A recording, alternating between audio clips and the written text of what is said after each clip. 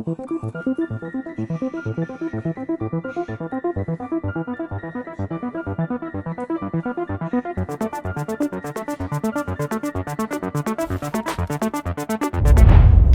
साल 2035 तक ताजमहल को वाकई में तोड़ दिया जाएगा? ये आपने बिल्कुल सही सुना। ताजमहल को साल 2035 तक पूरी तरह से गिरा दिया जाएगा। अगर नहीं गिराया गया तो ऐसे बहुत से कारण हैं जिससे वो भारत की धरती से उछल पड़ जाएगा। जरा इस तस्वीर को ध्यान से देखिए, जो आज से कुछ साल पहले की खींची गई तस्वीर है, जिसमें ताजमहल संगमरमर के चमकते हुए रूप में दिखाई दे रहा है। ये दूसरी तस्वीर देखिए जो बगल में है, जो पूरी तरह पीली पड़ गई है। ताजमहल की इस हालत को देखकर आप खुद ही समझ गए होंगे कि इसकी हालत क्या हो गई है। आपको बता दें कि 30 सालों में ताजमहल की जो हालत हुई है वो पिछले 368 सालों में कभी नहीं हुई थी। ताजमहल की हालत को देखकर सुप्रीम कोर्ट ने 2017 में सेंट्रल गवर्नमेंट और यूपी गवर्नमेंट से कहा था, या तो ताजमहल को पूरी तरह से गिरा दो या उसकी पूरी तरह से मरम्मत कर दो। ये सुप्रीम कोर्ट के शब्द थे। लगातार ताजमहल की हालत खराब होते जा रही है, लेकिन और ऐसे कई मामले हैं जिसे कहा जा रहा है कि ताजमहल 2035 तक नहीं रहेगा। मुख्य तौर पर ऐसी 3 वजह है जिसे हो सकता है कि ताजमहल 2035 तक भारत की धरती से विलुप्त हो जाए, जिसमें पहली ज्योग्राफिकल लोकेशन है, दूसरा पॉल्यूशन है और तीसरा रिलीजन है। शुरुआत करें अगर रिलीजन से, तो आपको बता दें कि 2014 में इस्लामिक इमारतों के खिलाफ बहुत सारे कोर्ट केस दर्ज किए जा चुके हैं। मथुरा का शाही ईदगाह मस्जिद, वाराणसी में ज्ञानवापी मस्जिद, ऐसे ही कुछ इमारतें हैं। कुछ लोगों का ऐसा मानना है कि आज के समय में जहां ताजमहल स्थित है, ताजमहल के बनने के समय वहां एक शिव मंदिर हुआ करता था। ताजमहल को शिव मंदिर की तोड़कर बनाया गया है, क्योंकि अगर 2015 में आगरा के कुछ वकीलों ने सुप्रीम कोर्ट में पिटीशन दायर की थी। उन्होंने अपने पिटीशन में कहा था कि ताजमहल एक हिंदू मंदिर है। आपने भी इस तरह का खबर जरूर सुनी होगी, लेकिन क्या आपने कभी सोचा कि ताजमहल को लेकर यह अचानक तथ्य कहां से निकलकर लोगों के सामने आया? तो आपको बता दूं कि सारा का सारा मामला एक किताब से निकला है, जिसका लेखक P.N. ओक हैं। इस किताब में यह लिखा गया है कि जहां पर ताजमहल बनाए हैं, वहां ताजमहल बनने से पूर्व तेजो महालय नाम का एक शिव मंदिर हुआ करता था। बाद में इसे तोड़कर ताजमहल बनाया गया। बस इसी बात को लेकर लगातार अपील की जा रही है कि ताजमहल को तोड़ा जाए, लेकिन इसकी असलियत भी जान लीजिए। ताजमहल के स्थान पर पहले शिव मंदिर थी, ऐसा कोई साक्ष्य नहीं मिला है।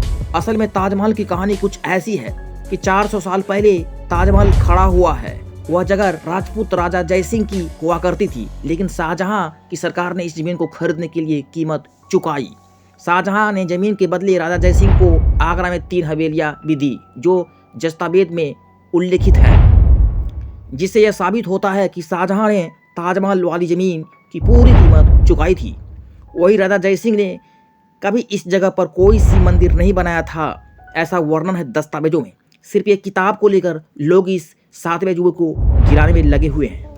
दोस्तों, सिर्फ यही एक वजह नहीं है जिसे ताजमहल तबाह हो सकता है, बल्कि इसका दूसरा कारण बढ़ता हुआ प्रदूषण है। पीला ताजमहल तो शायद आपको भी पसंद नहीं आएगा, लेकिन जिस तरह से इसका रंग पीला पड़ते जा रहा है, ये बहुत ही खतरा यानी चिंता का विषय है। 2020 में central board of pollution control की एक रिपोर्ट माने तो इस रिपोर्ट में बताया गया कि पिछले 8 सालों से ताजमहल की हालत पहले से बहुत खराब हो चुकी है। कारण सिर्फ एक आगरा में बढ़ता हुआ पॉल्यूशन। ये पॉल्यूशन कैसे ताजमहल की दीवारों पर असर डालता है, जरा इसे भी देख लीजिए। ताजमहल संगमरमर से बना हुआ है, यानी कार्बन के ऐसे कंपाउंड से जो हवा में पॉल्यूशन को अपनी तरफ खींचता है, यानी कि हवा में फैली हुई गंदगी को संगमरमर खींचता है। इसकी वजह से ताजमहल का रंग दिन प्रतिदिन पीला पड़ते जा रहा है। इसके अलावा कुछ सालों से आगरा के क्षेत्र में काफी उद्योगों का विकास देखा गया है। इन उद्योगों से निकलने वाले गंदगी धुआं आगरा के वातावरण को दिन प्रतिदिन विषैले करते जा रहे हैं। आपको बता दूं कि सड़कों पर गाड़ियों की भीड़ पहले से बहुत ज्यादा बढ़ गई है। गाड़ियों से निकलने वाले विषैले धुएं ने सांस लेना मुश्किल कर दिया है, जो ताजमहल के विनाश का एक बहुत बड़ा कारण बनता है। आपको बता दें कि इसकी खुद की बनावट इसकी दुश्मन बन बैठी है। रिसर्च में पाया गया है कि ताजमहल दिन प्रतिदिन जमीन में धंस रहा है। सोचने वाली बात है कि जो इमारत बरसों से मजबूती से खड़ी थी, वो आज क्यों धंस रही है। आपको बता दें कि ताजमहल के बनाते समय इसकी नींव में महोगनी लकड़ी का इस्तेमाल हुआ था।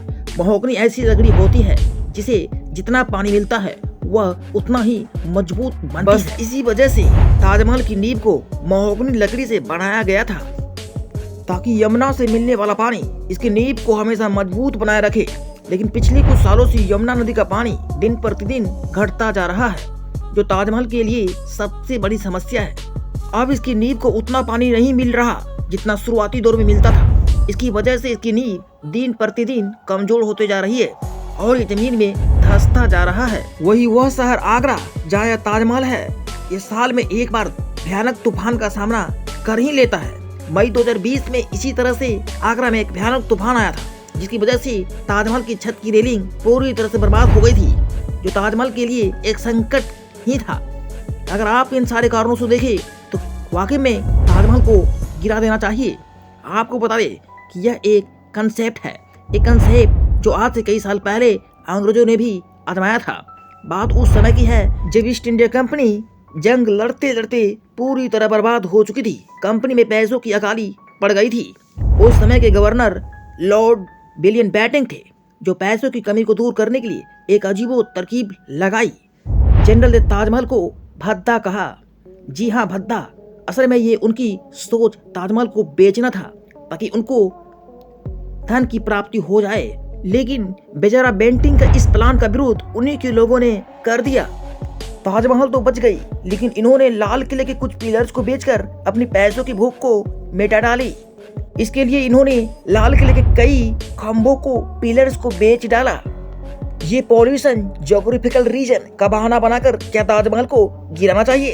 ताजमहल से जुड़ी प्रॉब्लम को दूर करने के लिए काम शुरू भी हो चुका है। सेंट्रल लेवल और केंद्र लेवल पर सख्त कानून बनाए गए हैं। ताजमहल के 500 मीटर के दायरे में किसी तरह का कंस्ट्रक्शन से काम नहीं चलेगा। इसके लिए गवर्नमेंट लोगों से अपील की है कि वे एक स्थान से दूसरे स्थान जाने के लिए पब्लिक ट्रांसपोर्ट का प्रयोग करें। कुल मिलाकर आपको बता दे तो सरकार ताजमहल को गिराने से संबंधित बात से बिल्कुल नाखुश है, यानी उसे बचाने के लिए हर संभव प्रयास सरकार शुरू कर दी है। दोस्तों, ताजमहल से संबंधित फैली यह बात अब आपको पूरी तरह से समझ आ गई होगी कि आखिर क्यों इसे गिराने की बात चल रही थी। दोस्तों, अगर हमारी ये इस प्रकार का वीडियो अगर आपको पसंद आता है तो आप हमारे चैनल को सब्सक्राइब करिए, लाइक कीजिए।